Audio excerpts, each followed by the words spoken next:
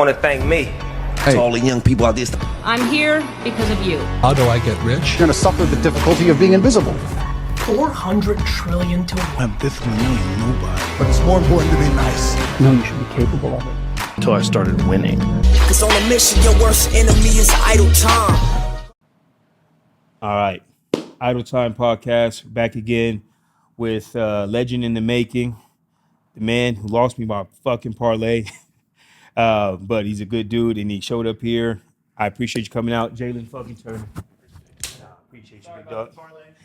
I gave him a hard time about that off the camera because it was the whole fight card, so old parlay, and I went back and forth on a bunch of people. I bet on Portana, I bet off of Portana, I bet on Jamal, fucking Hill. And the one person that I didn't switch back and forth with, I just knew there's no fucking way, was Jalin Turner. I just didn't see it. I didn't see you taking a loss. And at first, I thought I was good because you were doing what you do with everybody else. You start off really, really well, and then it just didn't go your way. And then fast forward, I ended up sitting behind your mom during the fight. And we can talk about that too. That's a whole awkward thing. But how many people give you a hard time about that 300 loss? A lot more people than not. Mainly because of the parlay, or just because Man, I got so much slack for that. They're like, you ruined my parlay. Why'd you walk away? You know, I get so much that rah-rah, but it is what it is. Hey, it happened. My conscience kicked in, you know, like it's a fight game. You got to go in there and finish. And, you know, it happened. So I hate people that are on the outside trying to be too opinionated about what goes on in the fighter's mind. I'm in the VIP at the time, and everybody talking shit. Oh, he's stupid, or he should have jumped on him. And I'm thinking to myself, we're not in there. We don't know what goes through people's head. I was like, but only thing I can think of was conscience kicked in, and the dude, it looked like he was out for a second. So it's not, people thought you were maybe being cocky and trying to get a walk-off win. I was like, I've met him. I don't put him on that cocky to just, I want to get this crazy, spectacular win in UFC 300 and iconic photo. I was like, it could play a part, but it came off like I don't want to do too much. Rewind to the Bobby Green fight previous. It was a late stoppage by the ref, and you were like bouncing his head off the canvas, as he says, and he was out for a while. So my question to you is, did that, I would say, not overdoing it, because don't stop until the ref pulls you off. So, but the overdue for Bobby Green, did it play a part into not jumping on your opponent at 300, in where it's like you didn't want to do that twice if he was already out? Yeah, it played a part. Bobby, I spoke on it in a couple interviews throughout the week, fight week, and I was getting tagged in it on social media, and I watched a couple, and it's just in this sport, it's everything's everything's high highs and everything's extremes, So obviously, that was one of the higher extremes I went through, was not having the fight finished or stopping when I should have, and things just bothered me a little bit about that, just things I was just internalizing. So it came out when I had to fight, and it's one of those things. So I don't want to use that as an excuse, because it's a lesson that I've learned before, don't stop until the ref pulls you off, etc. It happened before when I had Herb Dean as a ref, when I fought Brock Weaver. I dropped Brock, and then, I'm thinking the fight's over, and then Herb's like, no, continue, so it's a me and Herb Dean thing, I guess that's just how it goes when I have Herb as a ref. Izzy has Mark, you have Herb, and things happen. So obviously it's easy to say, I learned my lesson from it, but where's your head at? Have you told yourself, never again, I'm not stopping ever again until I feel God pull me off? Or is it one of those do you feel somewhere deep down that you might actually let it happen again? Your conscience kicks in a gladiator bout. I don't know. It's one of those things where I can't predict what's gonna happen in that case. I don't know if my conscience will kick in again, but I'm sure that I don't want it to happen, and I'm sure I want to go in there and finish every fight, just look at it as a sport. You know, I have to go in there. I have to excel. I have all finish rate. You know, all my wins are all finishes, so I want to keep that regardless. So my objective is always to finish the fight. So Yeah, 100%. that's just my mindset. Always been my mindset, and I'm gonna just keep it that way. How was your team, your coaches, and all that? How was their reaction? You know, at the end of UFC 300. Was it like just supportive and hey, you fucked up, but we have to get it together? Was it like what the fuck are you doing? You know, what was it? It was awesome. It was supportive. You know, it was a little bit of tough love, a little bit of like genuine love. You know, it's a lot of genuine love actually, but you know, it was just one of those lessons. You know, it's just something that just God opened up my conscience in the fight, and then that's what happened. So I just take that and learn from it and just move on. You know, like, that was the hardest part, was like letting all that stuff go. You know, like once I watched how close I was to the victory, like that's honestly what bothered me the most. You know, I was like, dang, like why did that happen? Like but you know, it just is what it is. You know, it just is what it is. And all I'm gonna do is just learn from it, grow from it, and just let that fuel me for the next fight. You know, I almost let it derail me, sidetrack me, and stop me. But now it's just like I'm just so much more motivated. Like, they say time heals all wounds, but you know it takes work with that time and the right circle around you, the right mindset, and you're way too talented to let. Obviously, it's being 300 and such a big card, and whatever you're getting paid to win versus show. You know, a lot of that was lost in the moment, but you've taken a loss which probably didn't hurt as much because it was your first fight in UFC, but you took a loss on the highest selling pay-per-view in UFC history as your debut UFC. And if you can bounce back from that, I think you can bounce back from anything. So for the people that don't know, you want to explain to them your first pay-per-view, your first fight that you took a loss. Break that down for them. So instead of me. So I fought on Contender Series, won my fight, doctor stoppage. Fast forward, they give me a short notice call, up a weight class at 170. Like I think I had like a week, like a week's notice, on the Conor Khabib card, fighting Vicente Luque. And back then I walked around at like 172. So Yeah. I made weight by not eating dinner the night before. And go out there, go fight, and just end up getting caught through a spinning back elbow. He ate it and walked through it, and then just started just throwing punches that I couldn't see, and then that was it. You know, it's one of those things. Like that fight, I felt like I was going out to a sparring match. I didn't even feel like I had any pressure on me because I really didn't. You know, it's like you're a week and a half in, again, off, not in your weight class, week and a half in against Vicente Luque at the time, who was starting to go on. He went on a tear after that for a while, where he looked like he was going to get a title shot very, very soon. He fell off, but Vicente Luque is a hell of a fighter too. So would you ever want to run that back at any weight class just to see where you're at now versus then? You know, honestly, no.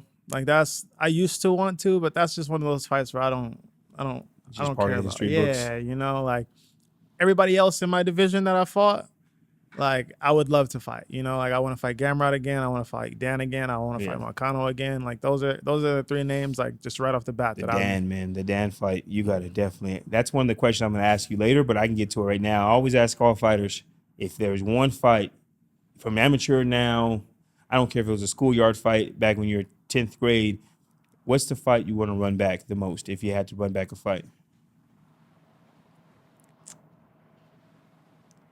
Dang, the most? I don't know. He had some good battles. I know. So I think I beat Gamrot. You know, when I watched that fight, I think I beat him. I agree.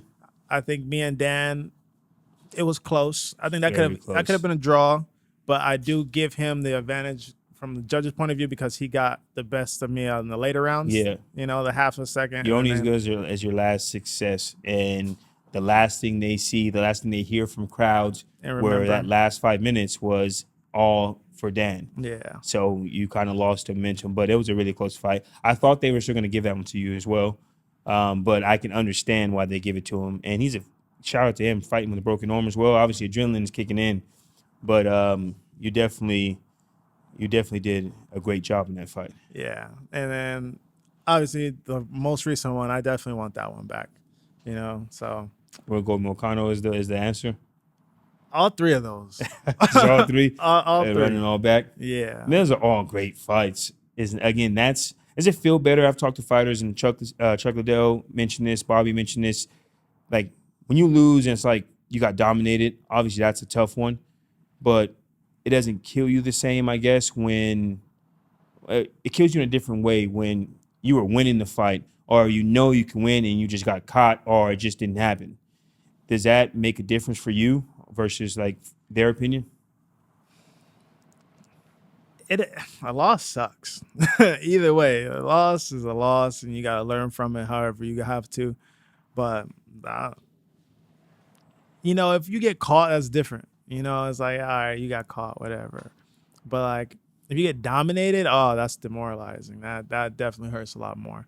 So, I don't know, man. It's just, yeah. Just rather not fucking lose and I'd rather just not get lose. just get the Yeah. wins. Exactly. So for your last fight, Ozzy wasn't in your corner for that fight, right? Yeah, he was in my corner. He was in your corner for the Moicano one? Yep. I've met Ozzy I think once before at amateur bout in San Diego. Love the dude. He's calm. His voice serenades, right? Calm, cool, collected.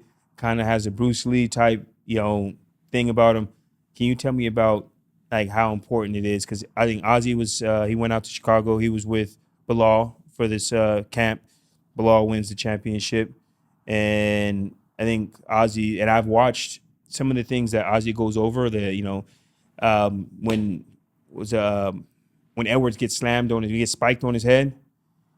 The way Bilal grabbed him, obviously fighters all do that, but Ozzy does teach that specifically the way, to shoot and grab him that way. How is it having Ozzy in your corner? Just because there's somebody I do know that's in your corner. Ozzy's honestly, he's been like such a help in my corner. He's been, man, he's awesome. He's awesome coach. I just wish I had more time to train with him. That's the only thing, because Ozzy, when he was out in the States, he was in New Jersey, and then now he moved to Dubai. Yeah. So it's like, I was gonna say he's out of town now. yeah. So it's like when I do have him come out for a fight, like it's only like a couple weeks, 3 weeks. It's not enough time. Like we're kind of just like doing a rush review. So when I trained with him the most was like when I was getting ready for Dan the first time, and then I ended up fighting Gamrot. So that's why, like, even though I was getting ready for Dan, like my grappling looked good against Gamrot, and it actually could have been better if I was preparing for him for a prolonged time with Ozzy. But Ozzy is a mastermind. He's definitely he sees the grappling game in such a way, like, and he explains everything and articulates things really well. And I'm pretty sure he was a big help with Bilal's camp. I believe it 100%. Yeah. Like when I'm watching Bilal against Edwards, I'm watching some of the things he's doing. Bilal's trained with some of the best, right? He trained with all the Dagestan guys, but I saw the Ozzy in the fight. I'm watching the ways. I'm like, yeah, that maybe somebody else trained him the same way, but I'm like, that's Ozzy in there. Like Ozzy's definitely a big part of Bilal's new right, for the championship. And I have only met Ozzy once, but I follow everything he does. And I try to recommend like some fighters I sponsor, like in the little ones I manage, so amateur and early pro. I try to get them to watch what he posts, because now I wish he was in the States more so I can send somebody to him. Like, yo, I'll send you out of town. Just go and be with him for like 2 weeks, 3 weeks. Because to me, they're going to come back better than what they were 100%. So shout out to having a good coach. So something I ask fighters all the time as well, what makes a good camp and what makes a bad camp? I've heard fighters say, I've had a good training camp this one, or man, this camp was hard. What is a hard camp? What's a good camp? A hard camp is when you're doing everything right, but everything still goes wrong. Everything, like, or mentally you could just be off. You could be doing everything right, but your mind's just not there. That's cool. That's cool. That was lit. That's different, huh? It's the first time it's ever actually happened on camera. So that was cool. So shout out to whatever that company is. World, I don't know. Heck yeah. Cool little thing. But yeah. Anytime I've had a good camp, I just felt like everything went smooth. All my training sessions went good. Like my hard days didn't feel that hard. I didn't feel like I was drowning in technique. I didn't feel like I was behind on all of my sessions, or like my teammates weren't like beating me up the entire time. Like those are like usually like the smoother camps. Or, I have had those moments where like I'm just getting smashed in camp, like getting bad rounds and like doing all this strength and conditioning. Everything's going like physically taxing, but mentally I'm like, all right, I'm good. Like I know where I'm at. You know, I know my pace. I know my realm. Like I'm still mentally there for the fight. So it just all depends. It's so much mental and physical that you have to go through and figure out what's going to make your camp good and what's going to make your camp bad. Okay, that's a good answer. I'm gonna turn that to a whole short for you. When it comes to those three that we mentioned, your tough losses, like how do you prepare for them with your height? Do you find people like I know you have your circle and people that you spar with? Are your people like your height, or are you finding people that just because the average 155er is not 6'3", so you have a natural advantage. But obviously they're trying to match you up these days with people as close as possible to your stature. They're going to run out of people obviously eventually because the average 155er is going to be about 5'8", kind of a bulk guy or just smaller dudes. 5'9" is like a good height for a 155er. When you guys had to pull from other gyms or other places when you're fighting a Dan Hooker, or do you guys have natural people that can emulate what these guys bring on? Sometimes we'll reach out to other gyms, or we'll just have somebody with a similar frame try to mimic their style. Okay. Little things, honestly, I used to be really big on that, like finding body styles, finding Yeah. proportions, finding this and that, But over the years of my career personally, like I like to just drill and see certain things on those body styles and not just be like, okay, you have to fight like this, you have to move like this, you have to move like that, because I like the most successful I've been is when I've done the most studying of my opponents, and I like to next question. and I like to I like to find out tendencies and habits. So once I find out those tendencies and habits, that's when I can just break down my game and just do what I excel at against them. Yeah. So and that's why I do account that to a lot of my first round finishes, because I'll see the tendencies that they do, and I'll just get it out the way right there because I've already figured it out. So that's one of those things. And honestly, like I've been straying away from that. Actually, I haven't been doing a lot of studying like I used to, because I've just felt like I've watched these guys before, so I feel like that's enough for me. But I really need to. You think that is making when the fight's over and you took an L, you tell yourself, I probably would have picked up something, even though it's very competitive fights. So if it's that competitive and most of the fights you're winning to go into the third round, that couple of hours more or a couple of days more of studying, you think would have probably been the edge to keep you at the right pace going to the third? Yeah, definitely. The two fights I will attest to that the most are Dan and Gamrot, because Gamrot shot some tricky shots that I was not ready for. So his timing on his level changes was really like, I was like, man, if I would have studied that a little bit more, I could have timed something better. I could have timed my striking better.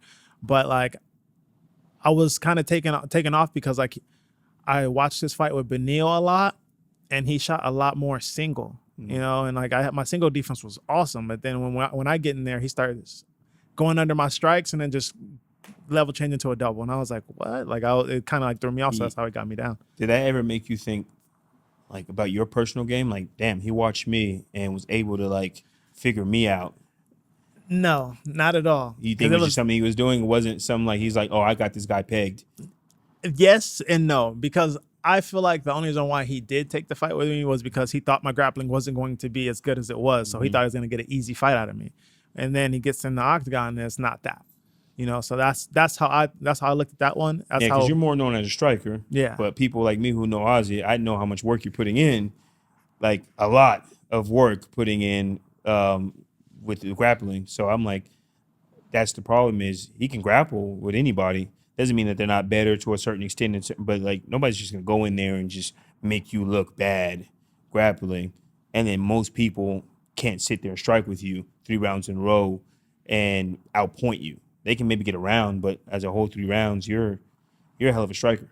And I mean, you're built for it. You have the heart for it. And as of right now, you damn sure have the chin for it. I've seen you get hit. And where I had to close my eyes, but you didn't close yours. I'm like, damn, if I close my eyes from this side of the television and you kind of walk through it, I'm like, that guy's built very different. And tarantula is such a random name, by the way. I mean, I'm guessing long limbs, but where does the tarantula come from? The segue into that, where does that nickname come from? I started hinting at that name at the gym a long time ago. I actually had a collection of tarantulas, and Anderson Silva was one of my favorite fighters growing Spider. up. You know, he was a spider, so I was like, all right, you know, the tarantula could The be a little tarantula. spinoff. You know, so. Shout out to Anderson Silva. And I like original names. Like I was like looking at UFC names, fighters, history. I was like, I've never heard anybody with the name Tarantula. So I Nope. was like, I'll Still, take it. I'm not gonna lie, it's still awkward to hear like Bruce Buffer say it. The tarantula, Jalin, the tarantula, Turner, and I'm like, it doesn't necessarily roll off the tongue, but it's yours. But see, they get to the point. The rapper Pitbull, you ever seen that video? He says it's at the point where you Google Pitbull, he shows up before the dog. Yeah. That's where we're gonna get to with the tarantula. When somebody Googles the tarantula, your face is gonna pop up before the spider pops up. And that's the goal, because that's where you really move the needle, where the tarantula naturally becomes something to do with Jalen Turner as a household name. And I think you have the skill sets to do it. You got to have better third rounds, I guess. That's it. Hey, but look, the podcast is out of time, but what the fuck do I know? So sometimes I'm going to say shit here, and it's like, man, what the fuck do I know?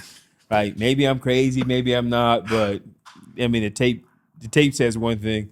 You know, it's one of those things because like I've trained for 5 rounds for so long, and like even when I'm training, like I've helped RDA for multiple camps. You know, like that 3rd round, I do like slow down for some reason. So not all the time, sometimes. Yeah. But like 4th and 5th, like I catch my 2nd win. You know, it's weird. That's a good problem to have, that you can go into championship rounds with good win, but until you get into championship round parts of the card, It ain't that gonna 3rd matter. round is you allow people to catch up and you allow them to build like this confidence. And then on top of that, the way these judges are fucking judging fights these days, you can almost, the rule, you can't leave it into their hands, but Yeah. especially when the 3rd round goes to them. They're just finding ways because, crowd reaction is not supposed to go into judging, but it does.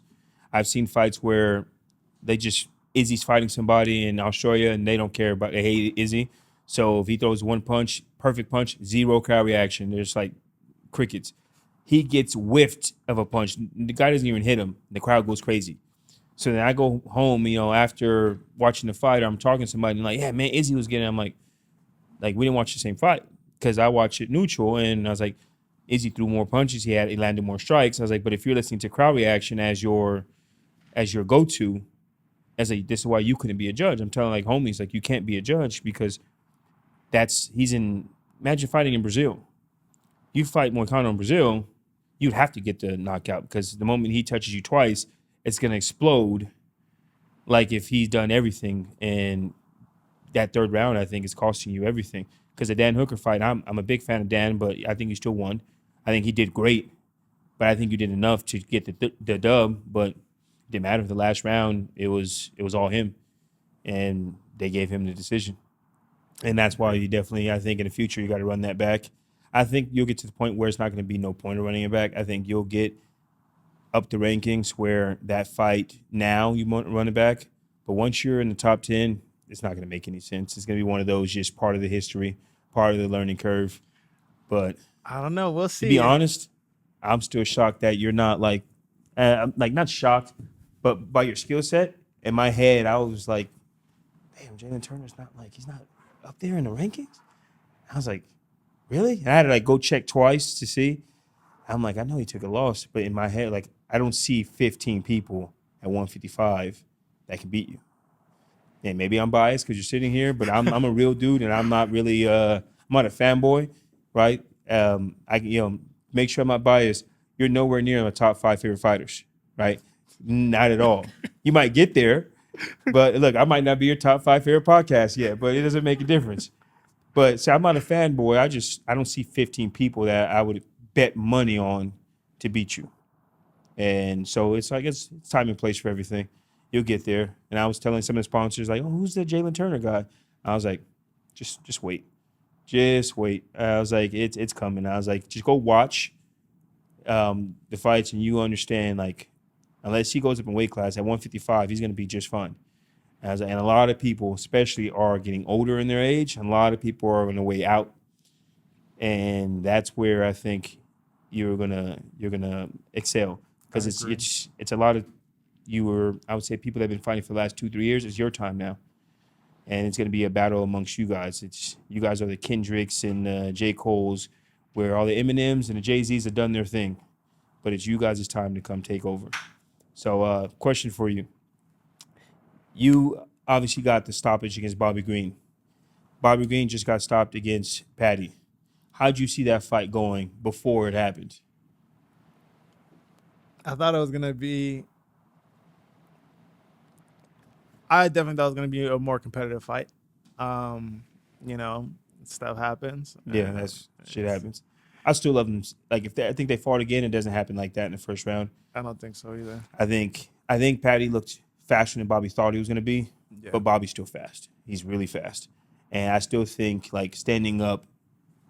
You know, maybe I'm wrong, but I think standing up. I think three rounds standing up. I think Bobby will outpoint Patty for sure, especially if he's not in his backyard. I think he outpoints Patty, but Patty's chin has never been like he's been hit, but that dude, he eats that shit. I'm not gonna lie. I've seen him get hit real hard, and I'm like thinking to myself that would have wobbled most people in the division. And what did he say? He's a scouser that don't get knocked out. Call him the Mystic Mac because he predicts those things. That guy, he doesn't. I think that fight would have been great. So Patty's up in the rankings now. Obviously, I don't think he's taking a fight against somebody out of the rankings, but you and Patty the Batty, how does that work out? I don't know. I'm trying to figure out how they judge it when it comes to grappling. I think they give Patty the advantage, but that's fine. But I think they'd be mistaken to think that you can't grapple with Patty. Standing up, you're tall, you're long, you're fast. How's that work out, you and Patty? Obviously, you got to say you, but I'm talking more details. How does that work?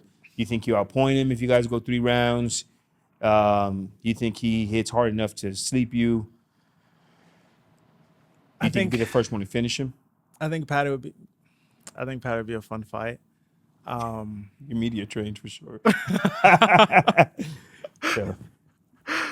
Patty would be a fun fight. He does have a good grappling accolade. Absolutely. He has slick submissions. I've watched him fight.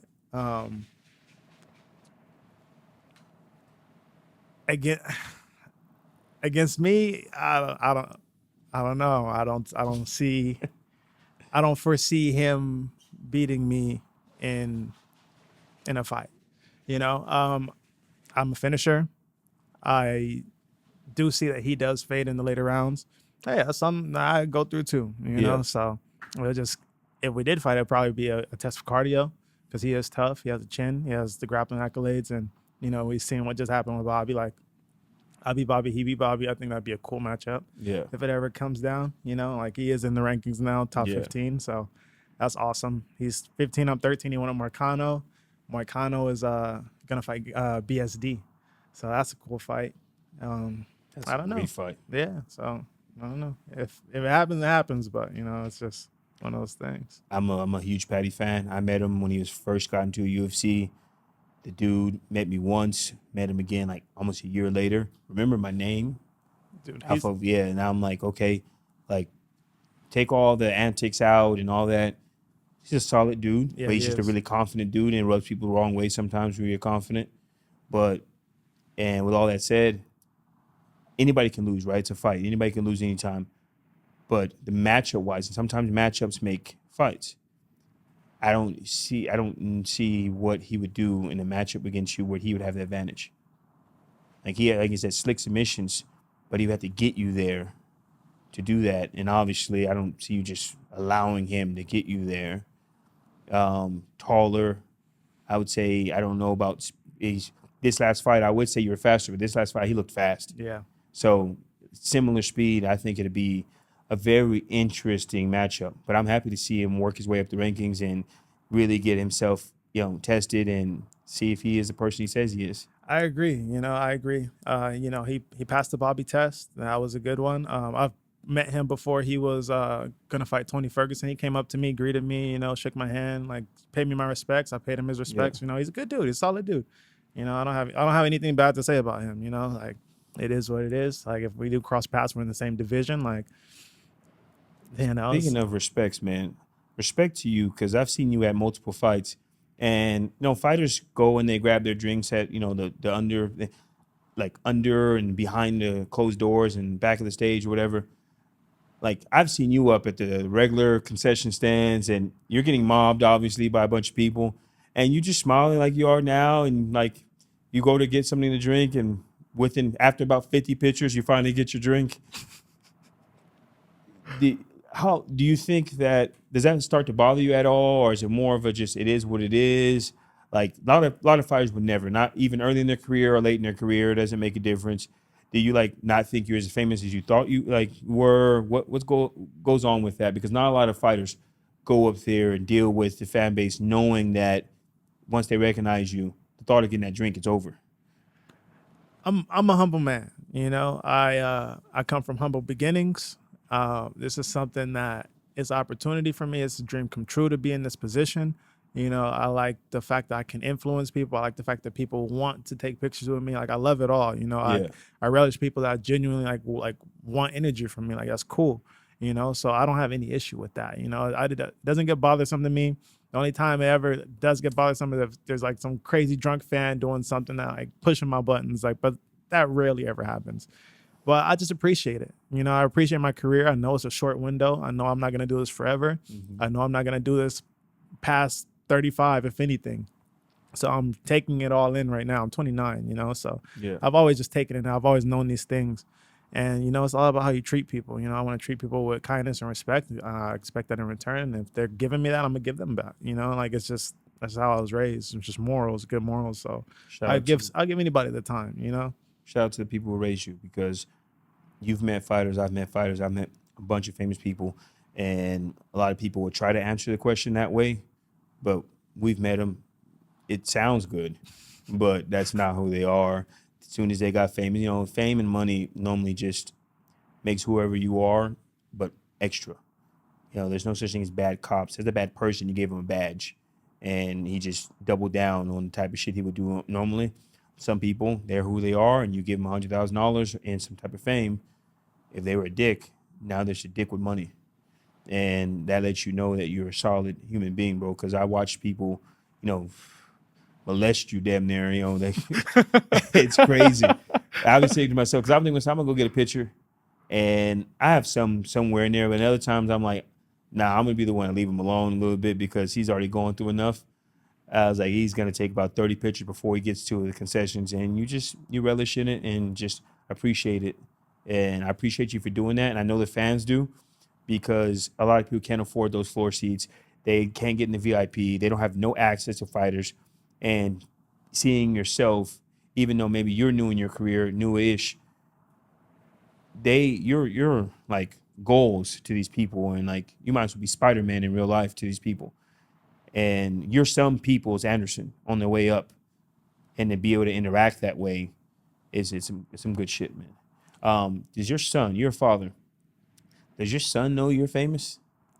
Has he put that together as a 6-year-old yet? I don't know, but he's jumped in a couple pictures. There we go. There you go. How does it feel like kind of knowing that by the time he's 10, you're still going to be relevant, right? You're still going to be a sport. You're still going to be especially in IE in Florida where you're at. You're going to go to Walmart and people are going to stop you for pictures. You're going to go eat. And when he's really 10 and 9 and really paying attention, does it feel good as a father to know, like, hey, we don't want for basic things? Obviously, that's great as a man, as a father, as a parent. But, like, he's going to, like, look at his dad and be like, yeah, that's my dad you're taking a picture with. And it's not for any other sport. My dad beats people up. That's like one of the fucking best things a son can ever think is, your dad can't take my dad. So how does that feel as a father? I'm a father, and my son is happy of like the success I have, but he doesn't really understand yet at 7 years old. So for you as a fighter and as a father, how does it feel for you?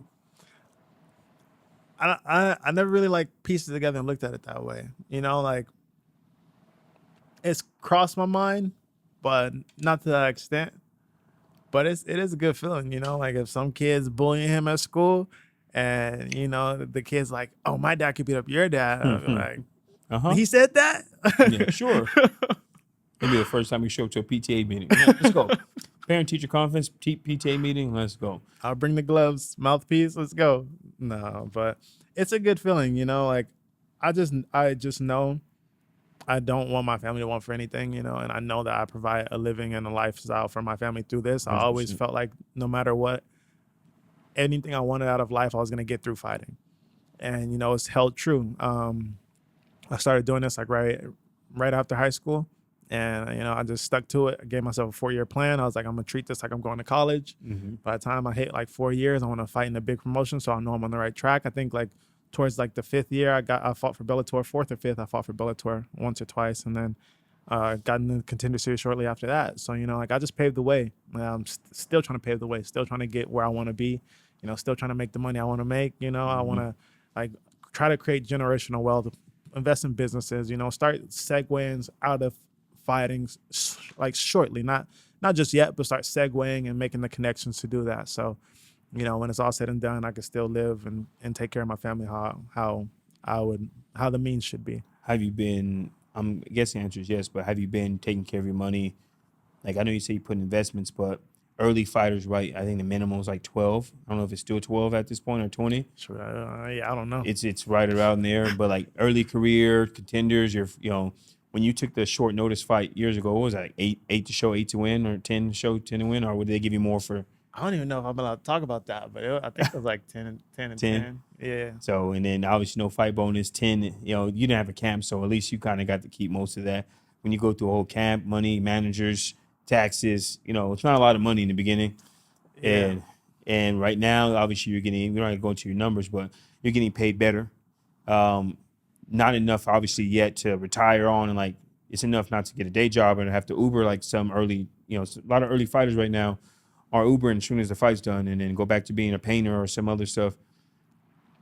What's like, do you have a number in your head where you'll finally be able to go like this and be, like, just breathe, where like, okay, I'm good until my son goes to like through high school? Because like if you start right now, obviously high school he's not good into high school. Do you like, what's that number for you? Mine was like, I did the math, I broke it down. It's like 10 million in my account saved is like the break even of I can breathe through my son to get through like about 21, 22 years old. I know I can make that work and put it in the right places where he's not worrying about anything until like early adulthood, even if something was to happen to me. Do you have a number in your head? It's funny because that was the first number that popped into my head, but I've never calculated anything. No. No. I calculate California prices. Yeah. And I'm being nice at California prices. 10 million really isn't much, but I know how I operate. I know the people around me. I know where I would put it. Not exactly where I put it, but I know with me and $10 million saved in the bank, my 7-year-old son, by the time he's about 22, I can make that last where he doesn't have to go and like hope to ask for a $20 an hour job. And if not, like $20 an hour is like a carne asada burrito and an horchata. You have people that they go ask for $20 an hour job and get told no. So imagine you're not worth a horchata and a carne asada burrito per hour. That can fuck with somebody's mental. I don't want my son to ever go through that if I have, the means to. But anything can happen to anybody at any moment. So that's my number. And so your number is very similar. Because being a father is everything. We can talk about fighting all day, but being a father for you, like, what does that mean to you, like, in its totality? Take your son to the barbershop and really sit there and watch him maybe fake fight at the house and try to look like dad. Like, what does that do to you? It kind of just puts everything into perspective, and it gives me like a motive because I always wanted to be a father. And my dad ended up like leaving. Him and mom got divorced when I was young, and then like he just like kind of just like faded out of my life. So I always like told myself I'm always stay in my kid's life. I'm always be there, no matter what. So it allows me to reflect and look back and be like, wow, like I am doing what I said I was going to do. I am being the father that I aspired to be. And, like he doesn't understand it. I don't think he'll understand it yet. Obviously he's young, but like it fulfills me. And then like, even when like I have like a bad day or like, I just like have short patience. I'm just like, I treat him with like kindness and forgiveness, and I ask him for forgiveness. I try to treat him like, like I appreciate him even on those hard days when it's like, we all go through it. We all have bad days. So, man, being a father is everything. Being a father is a lot. I agree. It is everything. So you're probably your son's hero, right? Who's your hero? You're a lot of people's hero probably out there in the world, especially a lot of young black kids, kids from the IE. You know, there's going to be future kids in Florida that look at you like as the man when you're doing your photo ops. Some grown men that got to meet you, you know, didn't know, but until they met you and they saw somebody that they watched on television and now they're talking to you. It's like, man, like you probably became somebody's favorite fighter just by taking a photo. Who's your hero though? Man, Jesus is my hero. That's a you good know? answer, man. That's That's a good answer. I respect every human being that's ever been in my life that's influenced me in some way, shape, or form. But we're all humans at the end of the day, and I just put all my faith and my aspirations into God and trying to be as Christ-like as possible. And I could sit here and reflect on people that have been influences positively Yeah. and negatively. So Jesus is my hero. Like humans, I love them, I respect them, but I can't sit here and be like, oh, that's my hero right now. That was my hero back then. Like my dad wasn't in my life, so I can't say he's my hero. You know what I mean? That's every young man's hero in the beginning. It's But supposed to be, right? yeah. People that motivated me, probably like LeBron James, right? I don't know about hero. Like you said, it's tough, especially as a man, but watching that dude be famous that long and never make like any crazy mistakes, I know that's hard as any man and hard as a black man for sure because they're looking. They can't wait to find a reason. But to play devil's advocate, no pun intended, Jesus is your hero, but you're a fighter and you damn sure don't turn the other cheek. So what's up with that, man? I'm going to be devil's advocate.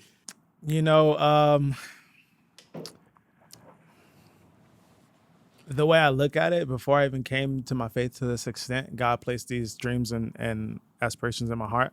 I didn't know any better at the time. I'm not going in there per se with the intent to kill this person, as my mindset used to be. But, there's a lot of warriors in the Bible. There's a lot of warriors 100%. of faith. There's a lot. If you go back to the Old Testament, it's over and over and over again. So, I just feel like I have a warrior spirit. I'm just a warrior at heart, and I'm just saved by grace. So That was a perfect answer.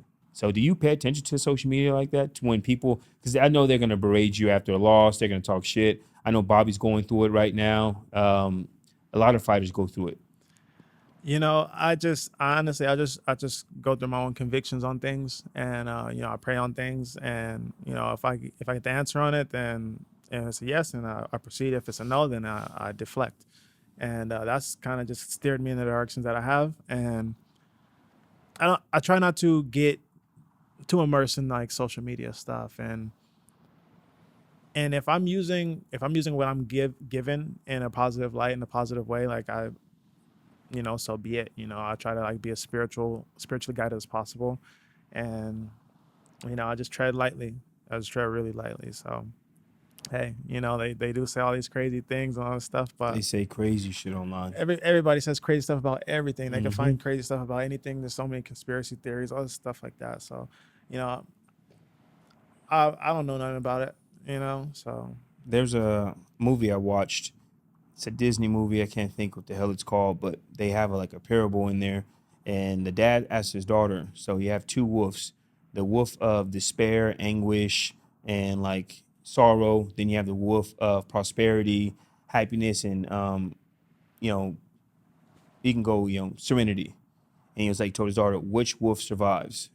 And she answers obviously the good side. And he's like, the wolf you feed is the one that survives.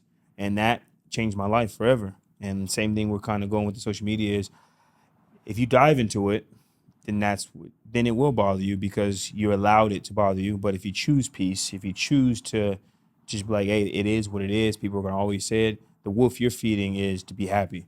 The wolf you're feeding is to be able to go home to your son without having a fucked up face because you read 100 bad comments. They're there, but you had to scroll and look on purpose to read through them. And if you're doing that, no one's going to fuck up your day. That's the wolf you're feeding. And you seem like, again, you're definitely raised right. Shout out to mom, because you seem like you try your hardest not to feed the fucked up wolf. And obviously, we all relapse. We all kind of dabble. I'm not saying you have, but I know I have. I choose peace most of the time. And sometimes I get bored and I'm with all the action, right? 50 Cent said, I don't want no problems, but if you want a problem, okay. Sometimes I'm in my okay mood. Let's do it. Let's get back in it. As a business owner, people left me crazy reviews online. I used to like smile ear to ear. I'm like, let's fucking do it. And I go into it. But I try my hardest not to give people that much energy. Yes. Because if you give it to them, they will take it. Yes. They're willing to take it. And, as black families, we say things like the devil's busy. It's, I don't know if other cultures say it, but I know black families, oh, the devil's busy today. Working today. Yeah, devil's working today. He out there, y'all. Y'all be careful. Yep. And it fits the moment because some things, man, it's like, hey, this is a very tricky month or a tricky week. Any little thing can probably throw you off because people are out here like hunting to take away your success, take away your happiness because misery does need company. So we talked about you being a father. We haven't talked about life before fighting. You're a fucking skater. Yeah. Yeah, like, again, you didn't go pro or anything, but, that's not normal to always say a black kid is a skater. 6 foot, 5'10", whatever the hell you were. Big, long, lanky skater. What the hell? How did that become a thing? And why did it become a thing? And how good did you get? Like, what were your best moves? What were your best tricks? It became a thing because I grew up in Fontana in like a little cul-de-sac, and like all my like neighborhood friends were skateboarding, and like we were like doing BMX bikes, and Rocket Power was big back then. Yes, you know it what I was. mean? So I was like into it. I had a little Rocket Power, a little cheap board, and I was just like, this started it all for me. I was like around like 8, 9 years old, but then I ended up stopping, and then like picked it up again in my early teens. Got like super immersed in it. Like my boys were like the people I grew up with, they were good. Like they could have went pro. Like they were that good. My best trick was probably like switch tray. That was like my favorite trick. I could do it down like stair sets. You know what I mean? Like nothing crazy. But you can skate. You can Yeah. skate enough. If you can do that, you can skate enough to like get by and go to a skate park and like really have a good time. Yeah. I remember they had a contest at Fontana North Park, and it was like I was like a little cheap little buy-in, and I did the contest. All my boys, like everybody's like doing crooks down the rail and all this stuff, and I'm just on the ledge. I'm destroying the ledge. I switch hard, flip the ledge, fakie hard, flip the ledge, nollie tray, switch tray, front side flip, like, and they ended up giving me I won the contest, best tricks. Good shit. Yeah. See, I never got that deep into it, but I did love skateboarding. Tony Hawk Pro Skater was, that game to me historically goes down in there with like Smash Brothers, San Andreas, Tekken. Like those are a few games that are just legendary games. One more. Oh man, now you put me on. Soul Calibur. Okay, Soul Calibur. You remember that one? If we're gonna do Soul Calibur, then you got to go to Twisted Metal and Need for Speed.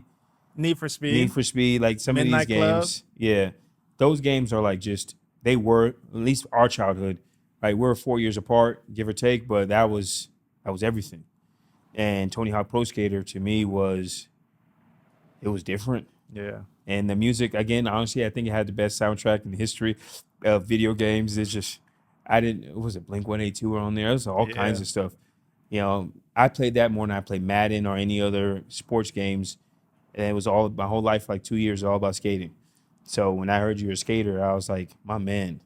I was like, that's your outlier thing, Yeah. Because for people that understand Southern California, when you say San Bernardino, when you say a black kid, it's normally not well-raised, well-spoken, happy, God-fearing skater kid. That's not what you're putting San Bernardino and black kids on. San Bernardino is, it's like a 5th top murder capital. I didn't even know cities can go bankrupt. I remember, I had an employee get her car stolen in San Bernardino. She called the cops. The cops told her, she's like, can you guys show up? And they told her why. The car's already gone.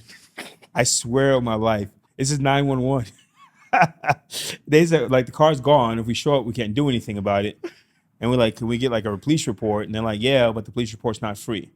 So I didn't know you had to pay for it. So they come down after an hour and hanging up on her.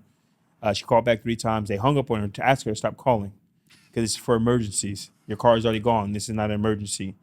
She's 19 years old or 18 years old and just got her car. Like a lady pushed her down, took her car on Baseline and right across from Stater Bros. Baseline and like Waterman. It might have been Baseline, Waterman, Baseline and E. It's right there. It was next to a Baseline. welfare office.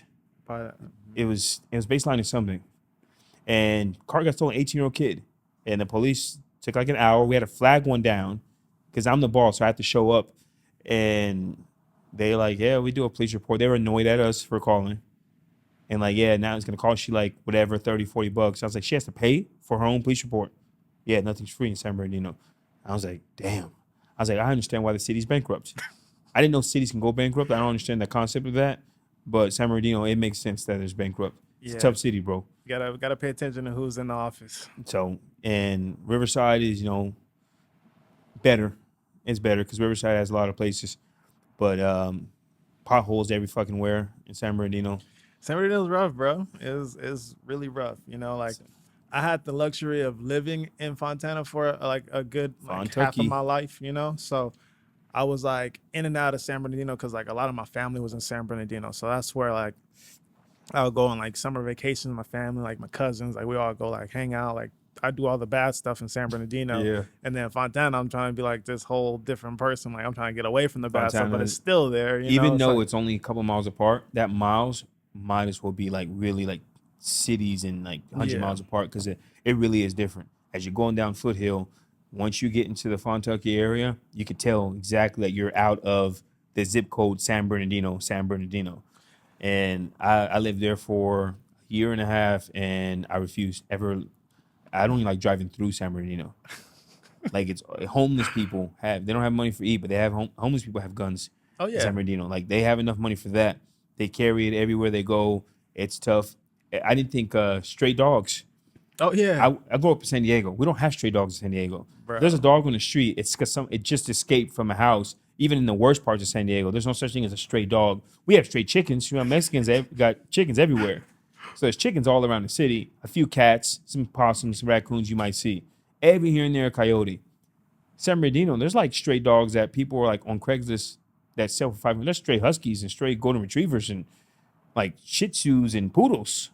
Yeah. And I used to go and like buy massive bags of dog food and leave them like open it like 50 pounds and leave it on the corner, like pour it out. Because I know all these animals are hungry as fuck. And the shelter's so packed that they kill the dogs. Might as well be a kill shelter. And I didn't know they exist. I thought stray dogs were a thing of movies until I moved to San Bernardino. And now I'm like, oh shit. Like, I didn't know stray dogs really exist. Yeah. In the world. Yeah, I used to walk my dogs, and I had one dog. I had a little dog.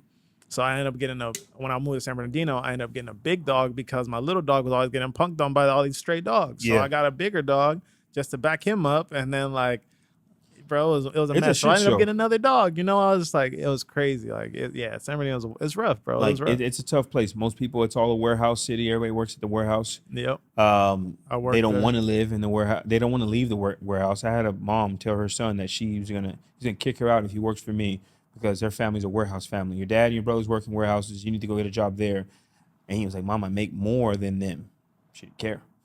Like, and so I had to like not fire him, but fire him because like his mom was really kicking him out at 19 years old if he didn't quit and go to a warehouse job. And I was like, kid, you have to find this again where you're more self-sufficient and you can come get a job back. I was like, but I can't let you get kicked out your house over this. I was like, this job is no guarantee. Being a business owner is hard. You're working 90 hours a week and you still might not make it. I can't have you go homeless and still might not make it. Mm-hmm. And it was a good kid named Frankie. And when I first realized like this city is kind of weird. And I lived on Sepulveda in these apartments. And then the police is like, that's the worst city. And I'm like, oh my God. But it makes sense why it was so cheap. It's a 3-bedroom for $900. 3-bedroom for $900. I was just happy it was $900. But nah, San Bernardino is like liquor stores closed at 11 o'clock. I'm San Diego. Liquor stores close at 1:40, 1:45, 2 o'clock because that's when liquor gets. Not in San Bernardino. It's 11 o'clock because they have to like board that shit up, and you can't be open at 1 o'clock in the morning in San Bernardino. Yep. You'll get robbed. It's not an if, you're gonna get robbed. Yep. So, shout out to you for choosing a different path and doing skating, and then I think you said you moved to Orange County as you became an adult.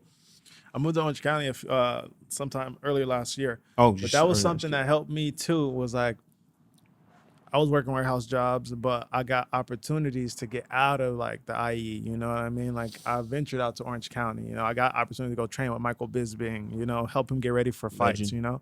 So I already had like an outlet.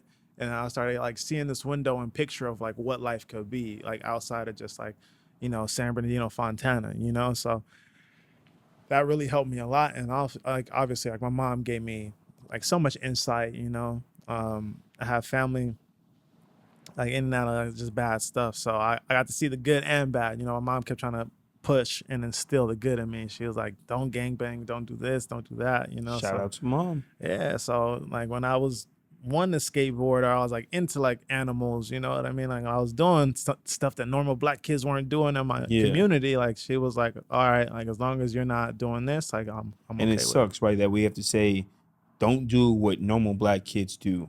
But, and it's obviously if a white person says it, it's going to sound racist, but some of that shit's on point, man. And it's Yeah. unfortunately a mass majority of us are doing the wrong thing between 13 and 17 years old. And some of them don't know it's the wrong thing. Some of them, it's the only thing they do know. Like my mom was a gang member. My uncles are gang members.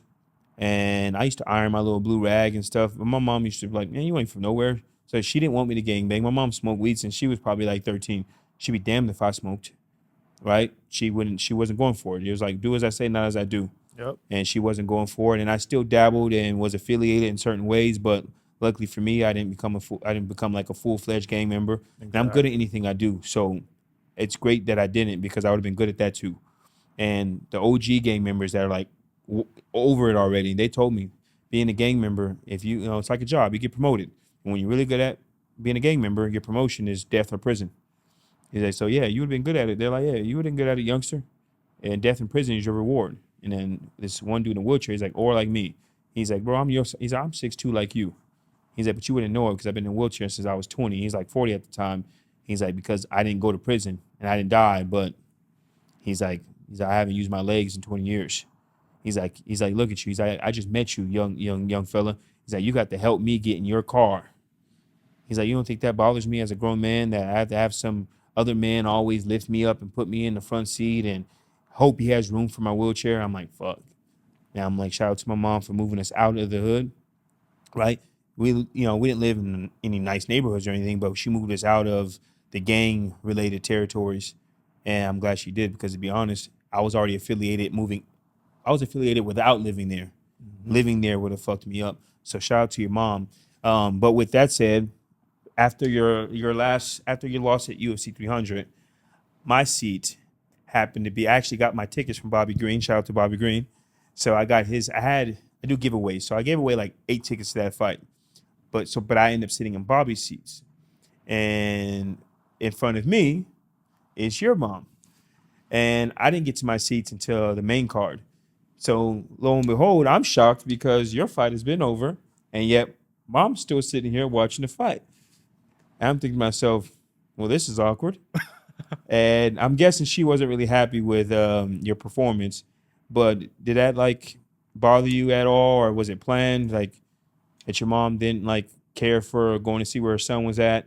And is it just more of a tough love thing? That's who she is, or what?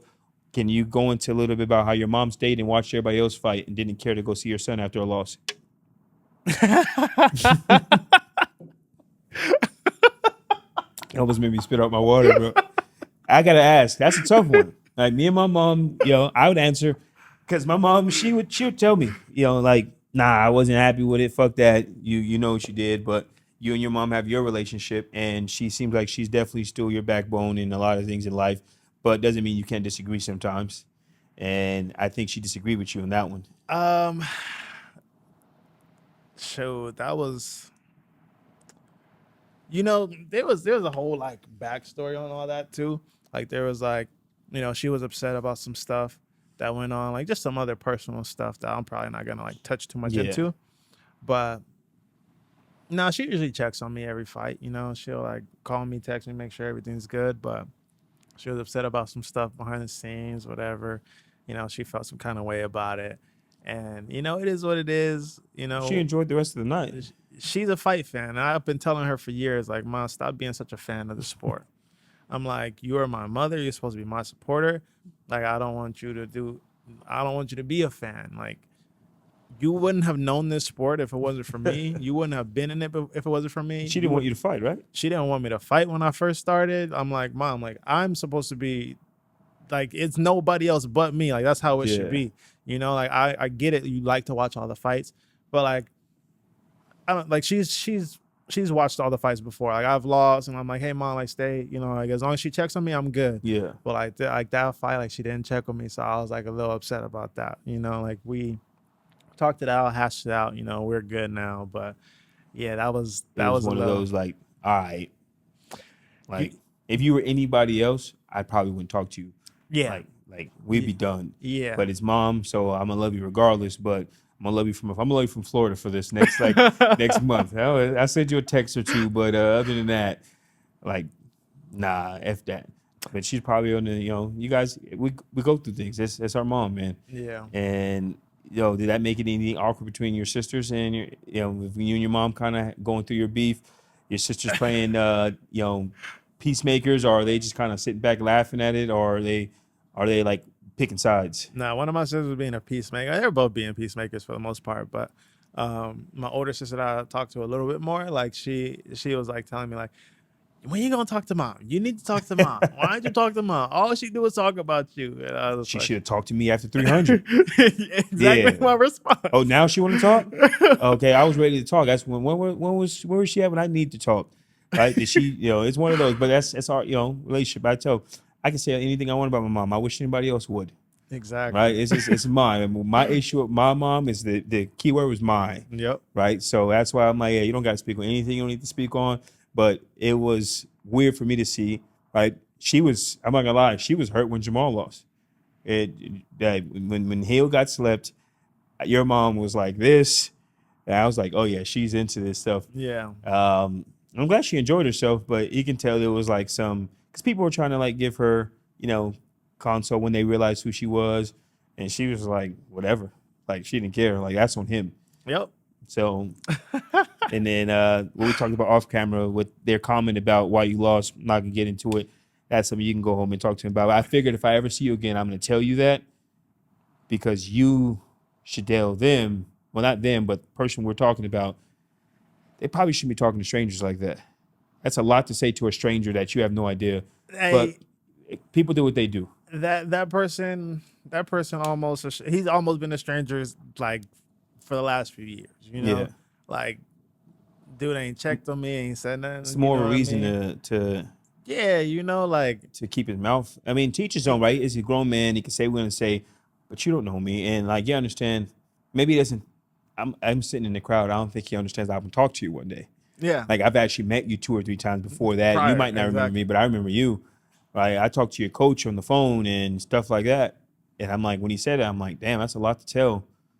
Like a random a random person, like that's personal. Disrespectful. And I was gonna tell you at the expo, but I was like, nah, it's not time and place. Yeah. I was like, you're out here being nice with fans and smiling. I was like, it might have took a smile off your face for like 2 minutes because you might have like, hold on, let me make a phone call. And I was like, nah, I'm not gonna do that. I was like, time and place. I was like, I'll see Jalin again. I was like, I know he's from IE. He trains at some of these gyms. I know half the people. I know people he knows, and he might not know it. I was like, but we're running to each other. And you told me you'll do the podcast, and I was like, so we're running to each other. And I have to let him know, like, hey, your people talk too much sometimes. Yeah. And I know they're going through their emotions, but time and place for everything. That's one of those. I don't like. Look, if it was me, vice versa, I'm a tough guy, and I let a lot of things go. I still feel some type of way. I don't know what the way would mean, but I'd feel some type of way. I just don't understand why a grown man would even like fix his lips to say something like that. Yeah. You know what I mean? Like To a stranger. That's the like, key thing as a stranger. All I said was, man, sorry for the loss for your people. And I was like, maybe, he just was, I think I said his conscience played a part. You could have easily just said, yeah, maybe, and took your seat. Shook my hand, took your seat. You went on a tirade about everything else that's going on in Jalen's life, not knowing that I'm going to run into him and talk about this. And even worse, him not even knowing what's really going on in my life besides the source of the person that he was with. So you're gossiping about something that you only have 20% knowledge off of. That's a dangerous game you're playing. Yeah. Dangerous game. If I was a trainer or something, I mean, I'm in Bobby Green seats. If I was a Bobby Green guy and you guys are going to run it back, I'm hearing stuff like this.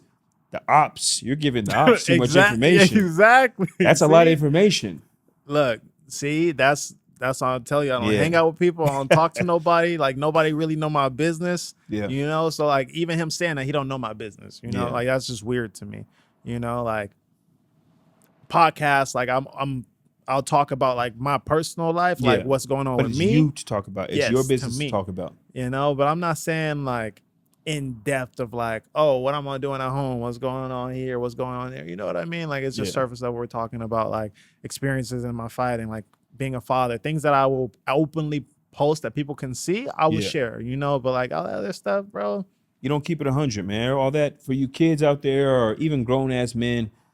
Stop with that whole keep it 100. Shut the fuck up. Keep it 80. Stop telling everybody everything. Best case, keep it 90. And just when you do keep it 90, make sure that 90 is the truth. But keep things to yourself. So I'm not telling you keep it 80, like tell the truth 80% of the time and lie the other 20. I'm a person that almost never lies. I lie just way less than people you meet. But don't keep it 100. Keep it 80, 85. And when you're saying you're 85, make sure your word is bond. But the other 15, people don't need to fucking know everything. Yep. It's not for them to know. Your average person in the world, when you're going through something, they don't care you're going through it, and the other 20% is happy it's you versus them. That's really what's happening, and it's not malice or malicious intent. That's just how it works most of the time. And when you keep telling all these people everything, it's a dangerous game you're playing, and you wonder why things happen to you. So I don't know if you understand frequencies, like auras and stuff like that. Yeah. So without getting too philosophical, humans do have frequencies, like a remote frequency. The reason it works because they're on the same frequency. Humans have frequencies we can measure. And I tell people, well, with that said, when you're negative all the time, or you're always me, or shit happens, you don't think it's coincidence that when you put that frequency out, you find it. Get it right back. People call it law of attraction, whatever. Pick a term you want to use for it, but we do have actual frequencies that can be measured. And I don't think it's a coincidence that when business owners or people that are rich go broke, whatever, they find money again, the frequency they put out is it's going to be fine. I'm going to find this. And ever since I started making money, I swear I just wake up sometimes to random phone calls of this is going to go well. The podcast itself, your message to me agreeing to come on the podcast, I messaged you, but it was like a week later you saw it. And I'm like 4:00 in the morning. I'm like, yeah, this podcast, man, it's just gonna be great. I was like, I gotta find more guests. I was like, after Chuck, I was like, I got a few people coming in August, but I have nobody else coming in July. That's a big gap. I was like, I gotta figure out some more guests. To wake up and the first thing I see on my phone is for sure, I'll be there. And your message was like a breath of fresh air to know like, hey, I got somebody I like, right? You might not be a Chuck Liddell to some people, but I watch you like I used to watch Chuck. And I'm not a fanboy, so don't take it and get your head big too much, man. Now you already said I'm not top 5. We all But good. I watch you like I watch Chuck because, like, I see where you're going. I see the trajectory. Being a fan of the sport for so long. I mean, short of some like crazy injury that's like career, like I don't see it. Right? We're gonna go old school. We're gonna knock on some wood. I don't see it, man. I like where you're going. I see the matchups, and they've already matched you up against some of the people they can match up stature-wise the best they could. And I see you just, in the next 3-4 years, I see you really going on another tear and like getting a 3-4 fight win. Probably going to be a few fight bonuses in there. And I think where your career is going is great. So we'll definitely do a part 2. Don't get too famous for us. I've had some people agree to do the podcast, and back when they were kind of famous, within the last 6 to 8 months, a year, they're a lot more famous now. I've been on Red for a while now, and I'm like, I see what's going on. And maybe it's not malicious, but I don't know. I don't think it's coincidence. We were at the point where we might get a steak dinner together. Now you're famous. I can't even get a respond. And I know you saw it because you responded to something else after that. I'm like, it's all good. And I'm like, I'm still a grown man. Fuck it. You'll want to be on later. I remember how they treated Ariel Helwani back in the day. Now, if you want to promote your fight, you got to go through Ariel Helwani. And he doesn't have to be part of UFC to do it. If you fight for any 3-letter company, Ariel Helwani says your name, it moves the fucking needle. And Idle Time will get to that point, and I'm happy you're on. But we do have some segments to get to as well. And I still got some, questions, GOAT questions, who's your favorite fighters? We can get into that.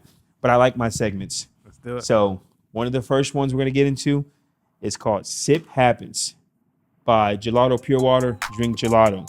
So the way it works is they're brain teasers, right? Trick questions. I ask you a question. If you get it wrong, you take a sip.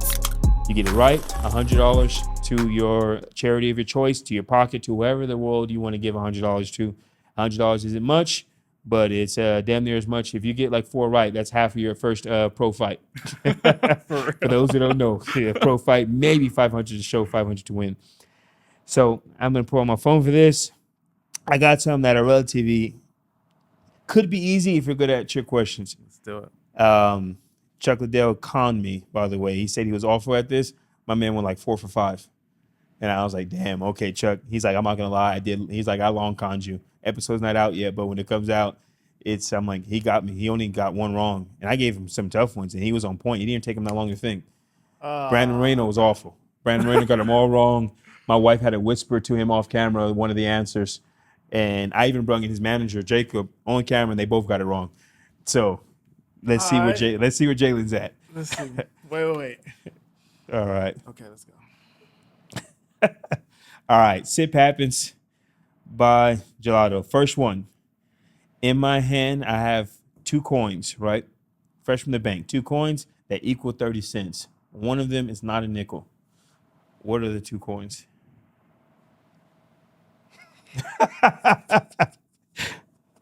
Remember, it's trick question, so you got to try to think. Got 2 coins, fresh from the bank. They equal 30 cents. One of them's not a nickel.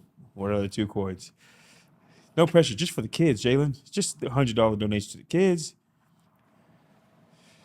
Wait, only 2 coins? 2 coins. Only 2 coins in your hand. Yeah. One of them's not a nickel. What are the 2 coins for 30 cents? Come on, man. I was going to go donate to the next skater I see. Bro, that don't make sense. My wife got this wrong, too. I tested them on her. She got it wrong, too. All right, 2 coins. That don't make sense, bro. I'm going to put you on a timer soon, man. Wait. Let's go. Bro. You're going to hate the answer. I already hate the answer.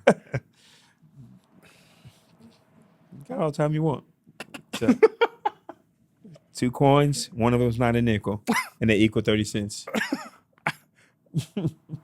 It's I'm gonna give you 15 seconds. No pressure.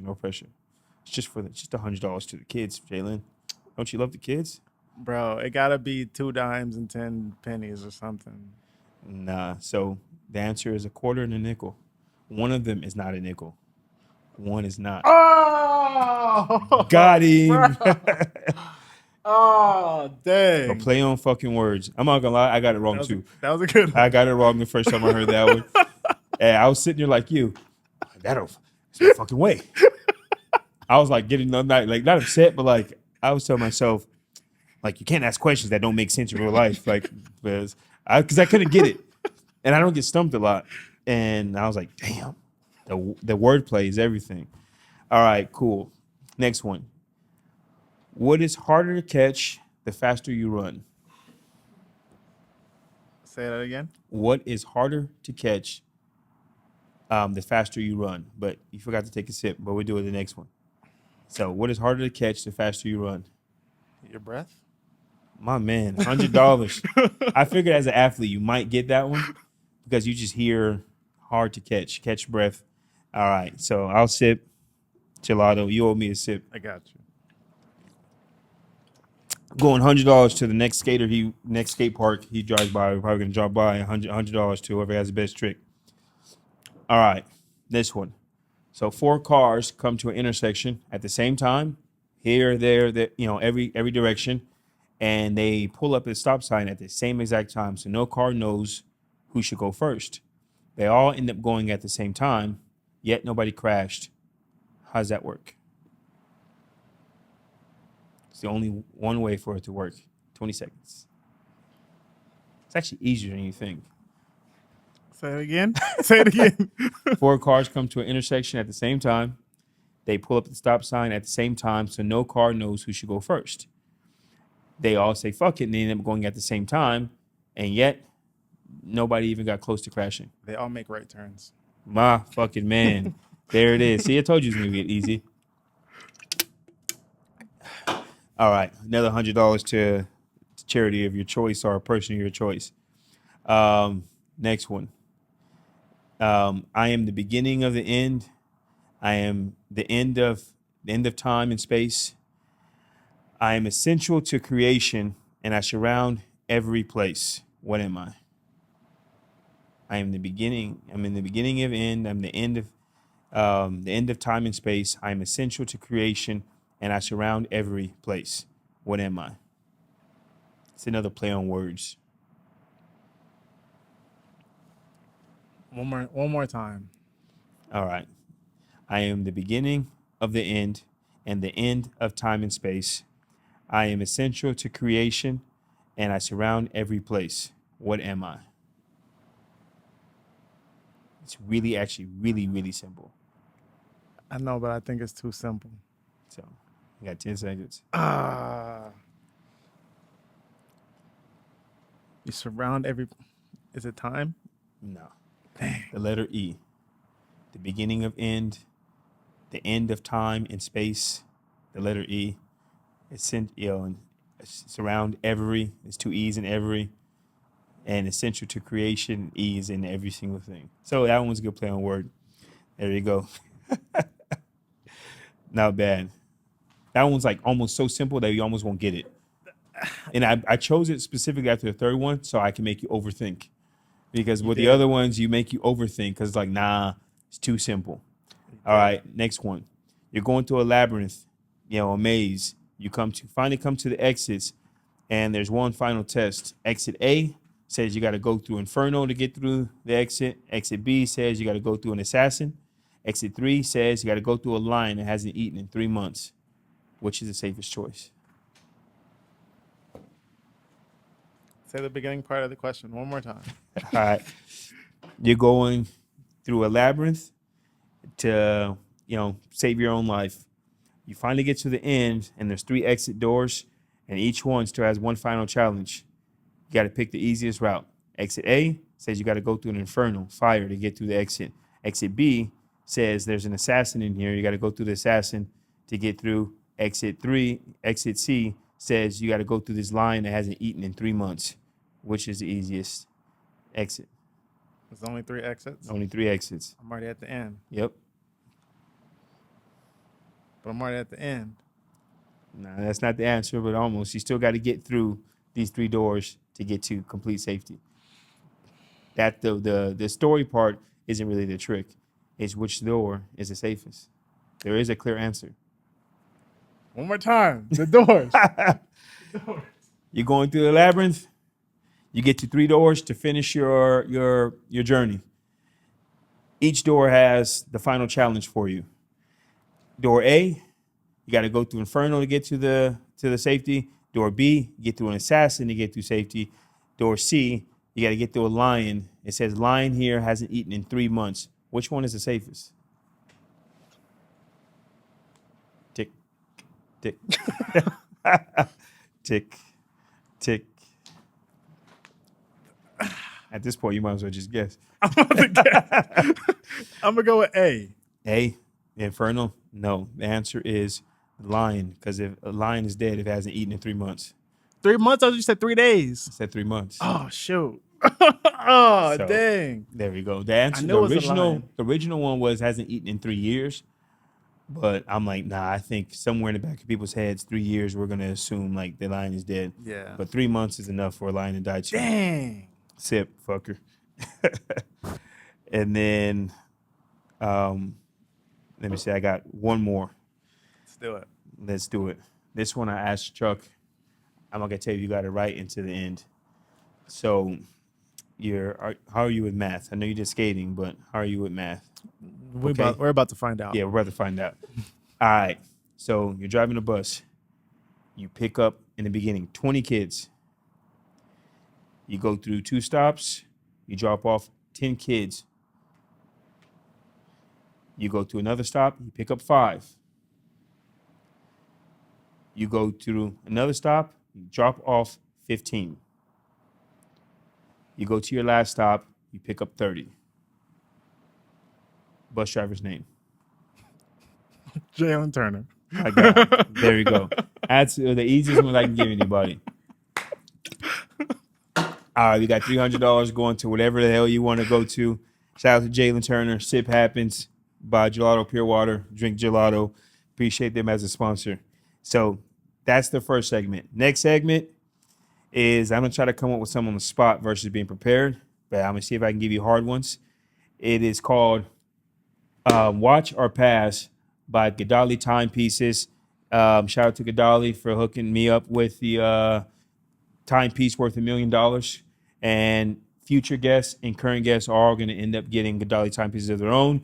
But they are built almost one of one. So as we get them, we'll ship them out to you. Stay in touch. It's a good reason not to ignore me after this podcast, right? You get a free watch. That's probably going to be worth in the appraised at least at $50,000 to a couple $100,000 for coming on the podcast. Not a bad thing to come on the podcast, right? Oh, that's awesome. Could be a lot worse. So, first things first. I asked you this earlier, but we're gonna go on camera. Watch or pass. The way it works is you can use the analogy of it's television.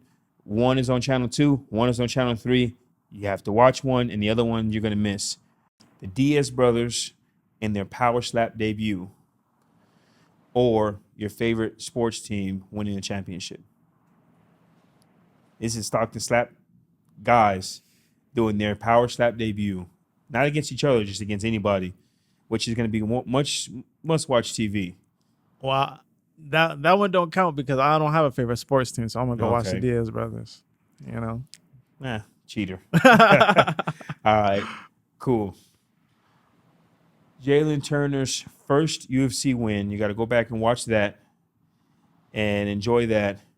Or Ozzy gets back in the octagon. Which one you watching? If they're both on, it's your favorite, whatever favorite fight you had, the one that you dominated the most and the one you can't help but watch yourself, that one you're like, I looked good in there.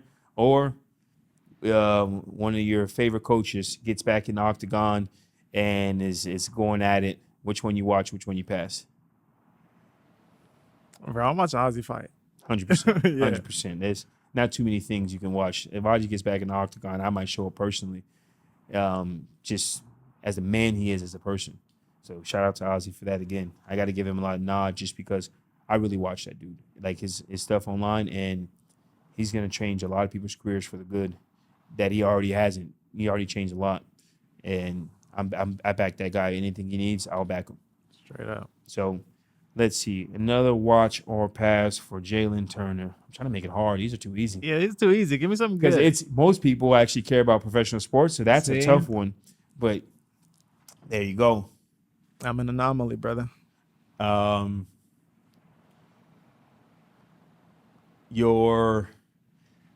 your exes / baby mama saying that they were wrong about something and are apologizing, because most women don't do that. Or your mom saying she was wrong for how she handled UFC 300. That don't count either because my mom already apologized. Oh, man. So let's take, before she apologized, which one would it be to have I don't know if you have, maybe you just found the right women in the world on top of everybody else, but your average woman doesn't say the words, I'm sorry or I'm wrong, when they're absolutely wrong. So it's one of the things it's like a unicorn. My mom all day. Because my Mom all mom day. is that woman that don't admit she wrong. Like even when growing up, like she'll just buy you get in trouble and she knows she wrong and she yelled at you for something, she's gonna go buy you some clothes, here. Like she ain't gonna say sorry. My mom was the same in similar ways. My mom is the queen of I agree to disagree. She's not wrong. So she would be one of those. I remember she whooped my ass once for the movie Friday, right? So we have it on cassette or VHS. And she I had it, but I give it back to her. In her head, I haven't because she can't find it. So she's like, my friend's over. And she's like, you got 10 seconds to find her. I'm whooping your ass. So, I'm shaking around the house because she's 9, 8. I know I give it back to her. So I'm doing the kid searching, touching shit. And it's not here. My friend's sitting in the living room. She proceeds to whoop my ass with the belt, and she's about a good 30 hits. And then she's like, you got another 10 seconds or I'll whooping your ass again. So she's going down with my ass again. My friend is laughing, mama, no, the whole shit. And then she starts counting from 10 again. By the time she gets to 5, she goes, Michael. I'm like, what? I found it. And I'm like, and like I'm thinking to myself, you just whooped me in front of my friend. I'm 11 years old or something. And this is embarrassing. And you had it the whole time. And I'm thinking, okay, I'm gonna get an apology. And she's like, well, shit, it's for whatever you got away with. I was like, God, fucking, like, geez, Louise. That's my response. That was it. And to this day, she still was like, no, that's, you got away with something. So those are two ass whoopings for the time you got away with something. I couldn't believe it. I'm 33 years old. I'm not gonna lie, that shit still pisses me off. That's like I got over a lot of things. I was like, damn, you couldn't just hit me with the my bad. And not much, but my bad. And like you said, black moms at least, they don't apologize for nothing. Nothing. They'll do other things in other ways, and that's I hope you understood. Because other than that, that's the best you're gonna That's get. all you getting. So, but it is what it is, man. Watch your pass. I gave you easy options. I'm gonna have to think of some harder ones. You're easy. I mean, you're hard because your interests are very like instant. You know who you are, and your things are aligned. And normally I can get people with sports, right? Because we're fanatics for a reason. But you're only a fight fan, so I'll give you. Let me give you a hard one: John Jones, Poatan, or Habib and GSP. One is on TV, the other one is on TV. So Habib's coming back, and GSP's coming back. Which one you watch? Which one you pass? You're gonna miss one forever. Never get to see it again either. It can't go in reruns. You're only gonna hear stories about it. So which one you watch, which one you miss. I'm gonna watch Khabib GSP. Really? Yeah, That's tough. that's tough. It is a tough one for me too, because it's Habib, right? And they always say Habib. I think GSP is a good matchup for him, because Habib mauls everybody. I think GSP is too strong for him just to maul, but at the same time, Habib, everybody that they ever said that about, he's ran through that person all the same. And GSP is GSP. Like, what do you got to say? See, so that would be so intricate to see because GSP is such a gamer. He's so technical, and his grappling is up to par for Yeah. MMA. And I don't see him Habib- getting dominated on the ground. Exactly. And obviously his stand-up is the better stand-up. And he's strong enough to get back up. Yeah. If anybody is strong enough to go against Habib that he would go against, I think that's going to get back up.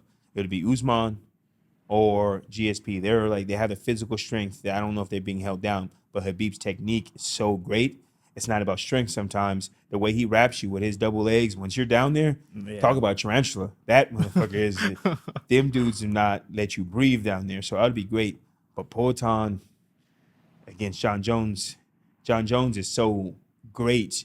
But that left hand so far has been exactly what has been as advertised. Yes, but we've seen John go against high-level strikers and it then doesn't work out for out-grapple. them. Yeah. So that's why I think the Habib GSP matchup would be way more interesting to watch as like not even just as a fan, but as like a fighter. Yeah. You know what I mean? Like Exciting. John Jones and Alex is going to build up the more excitement For sure. because of the left hand, and what if John finally gets slept? He's never even been rocked, but that left hand has been as advertised for everybody. I've seen people with power hits, and then they go against some people that can kind of take it. Nobody's been able to stand in front of that man's left ever. Like, that check hook is legendary. It has napalm in his hands, or at least that hand. And then he's getting better every fight, which is crazy. He's 36, 37 years old. He's getting better. But John Jones is John Jones. So it'll be tough. But the way you explain it, if you have to go back and them having to explain what happened with GSP and Habib wouldn't do it no justice exactly. at all. So I think you're the first person to actually maybe change my opinion on this, because they can explain to me what happened with John Jones and Poatan. John Jones got knocked out. As much as I want to see it, it's like, okay, got knocked out. Habib and GSP might go the whole 5 rounds, and it'll probably be one of the most competitive matches in the history of the sport. Yep. And I don't think you can explain that to anybody. Yep. Oh, well, he got him here, and it's like, nah, you have to see it to understand. So, you know what? You're the first person to change my mind, and nobody else has been able to change my mind on that. But you're right about that. Yeah, I wouldn't be able to miss it. So watch your pass, those two. So I'll give you another kind of old school one. Let's see. So I'm a Vanderlei fan, so I always ask Vanderlei questions. So Vanderlei and Chael Sonnen on the Ultimate Fighter, they're in that moment where they almost gonna fight, but actually allowed to go through with it. Or Tito Ortiz and Dana White actually sanctioned fight in the octagon. Obviously, Dana, I don't think Dana's taking Tito, but Dana wanted that fight so much that I would love to see him in the octagon against anybody. But like, I think he survives the first round just because he hated Tito so much. Just because he hated Tito so much. And see, that Dana wasn't as in shape as this Dana. So, but like Dana in shape, a full fight camp with Chuck in his corner at that time against Tito Ortiz, or we just get to watch Vanderlei and Chael go at it. Nobody interrupts him during that tough episode. I'd watch Vanderlei and Chael go at it. Yeah. I don't want to see Dana fight. You don't want to see Dana I fight? don't want to see that. Not Tito Ortiz. Not anybody. So, He's gonna fight. All right. Vanderlei and Chael, or to actually been in the elevator with Bruce Buffer and Frank, was it Frank Trigg? When they fought in the elevator. Dana was sitting there. I don't know. That's a tough one for me. I forgot about that. Yeah, Bruce Buffer throwing hands and holding his own in the elevator, and Dana sitting there smiling, just watching it. To be a fly on the wall for that would have been. I would have liked to see that. That would have been interesting to see. As much as I want to see Chael and Vanderlei go at it, I think I'd be okay for somebody explaining that one to me. Yeah, because we've seen them fight, so I think we can imagine it more. Bruce Buffer throwing hands in an elevator and holding his own while Dana White's in the corner like a probably kid in the candy store. Like, yo, what the fuck? I think that is probably, it's whatever hotel they're in, the fact that they didn't leak that video, shame on that hotel. Shame on that hotel for that video not getting out, because I think if they released it right now, it'll go viral and it'll be one of the most watched videos ever. Bruce Buffer would be more famous than he already is as of one of the most famous voices in history. It'd be the funniest thing to watch ever. Because it's like, what, they said like a few floors of them just throwing hands. That had to be the fucking coolest thing to see. And shout out to Bruce. Bruce, you know, he's nobody's punk. Straight up. Yeah, he got hit. He went and started fighting back. And to be an announcer, being around a bunch of dudes like that can whoop your ass, but to be a man enough to be like, nah, not today. You're gonna have to show me better than you can tell me. Good shit. Bro, you got to be around Bruce. Bruce got energy. Bruce is, he's built solid. Man, he's so cool to be around. Like, he just has just charisma. I've been around. I have a few conversations with him, but because I'm a fan, you know, more, and he has no idea who I am. Yeah. But I got good conversation with him. You know, me and him talk about Chinese poker and how I didn't know he was that deep into like poker, but he's like, he does that for a living. Like, he's no joke. Like, in between rounds, people don't know Bruce is on the side of the ring playing poker on his fucking phone. That man, like, he's like sitting there playing poker. I like peeped it, and I was like, he's not joking. He really sits here and plays, you know, his poker. And we've had a good like 15, 20-minute conversation twice. One in Madison Square Garden, one in Arizona. It was like 2 o'clock in the morning. Him and Anik are coming back from whatever they're doing, Jack in the Box or something. And I was like, okay, that was when I got to meet him versus just, you know, real quick, get a picture. Cool as the other side of the pillow. Yep. Cool as the other side of the pillow. Forrest Griffin. Cool ass dude. Forrest Griffin's one of my favorite people, man. He's exactly what you thought he was going to be, which is great. Because, you know, they say don't meet your hero type people. And he's exactly what you thought. He's a cool dude, gets, you know, drinks a little bit, but he's just, you know, for a black, he's a cool ass white dude. He's like, that's what black people would call him. Like, you could, you know, he's not like invited to the barbecue because he's like with the culture, but you invite Forrest to anywhere. He's going to blend in with any crowd. He's going to hold a conversation. He's going to smile. He's going to just have himself a good time. And I'd invite Forrest to the barbecue, though. I'd invite him to the barbecue for For sure. He's going to show up and everybody's going to be like, it's a cool ass dude. Yep. Simple. And anybody I've ever met that met Forrest, nobody has nothing different to say. Mm-hmm. So you know how great that is that you can ask 20 people the same thing and those 20 people say the same thing about you. That works for me. But speaking of cool ass dudes, this was a great interview. You're definitely better, you know, in person than you are on TV, and you're great on TV. So I appreciate you. Your energy over text is great. Your energy in person is great. You're not full of yourself. Your humility incarnate, but at the same time, you understand who you are and you have a natural confidence about you. Because too much humility can be bad. People will try you. You don't look like the person to try, but at the same time, you look like the person you can ask a basic question to. Is not gonna look at somebody like, "How dare you talk to me?" Stay this way, man. Don't get too famous for us. And as this podcast grows, I would love to have you back on part 2. My only final question is, what's next for Jalin Turner? When are we going to see you again? Have you got any calls? What's your camps looking like? What are your team talking about? Honestly, I don't. First of all, thank you for all the kind words. I Yeah. appreciate that. I always try to stay the same me, on and off camera. On and off social media. Like, I am who I am. So I appreciate you recognizing that, and I respect you for the same. Also, we've met in a few encounters, and like Yeah. I've got brief conversation with you, and you've always been a solid dude. So I respect that. Appreciate it. Also, yeah, I don't know what's next for me. Trying to get everything squared away. Like I said, like I moved, so I'm trying to like just like get in the rhythm of training and like just trying to like find my way right now. So there's a lot going on in my life, just trying to like get everything figured out, situated. But if I do get a return the end of the year, that'd be awesome. And if I don't, then early next year. So we'll see. Just gotta like figure a couple things out. Figure out, just feel my body, feel like my training, like get everything like situated, Mental get has to be healthy. on Yeah, I point. just need to be like Best tip ability top. is availability, and that people understand is the mental. I have to be mentally available to do things and everything. Like, you can't be worried about kids about to start first grade, right, for the first time, and the sisters, and is this I just moved, and the property I own or the business I just put my money into.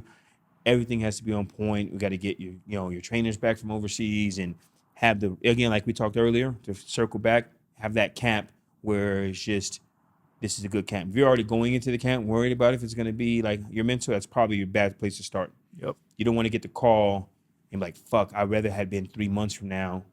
So it's one of those time will tell. So, but whenever you're in there, I'll be there, most likely, some version of it. I won't have you on the parlay this time. I'll just do I it. respect that. Nah, I don't bet much. I just bet that one. It was UFC 300. It was so much money to win. But I don't really gamble like that. I just play poker. That's my gambling. But I'm rooting for you. Like I said, I don't see 15 people in 155 that can take you. You're a bad matchup stylistically for a lot of people, and they've already given you the people that can match up the best. So I think you're going to be just fine. I know you're going to be just fine. You're going to be just fine because the circle you keep. And as a fan, I'll be there. As a new acquaintance or former kind of new acquaintance, I'll shoot you a text before and after, no matter what happens. And just don't leave me on red like everybody else. I got you, All right, my Mike. brother. I appreciate everything. Oh man, you did way better than that. Your questions, I thought you were gonna.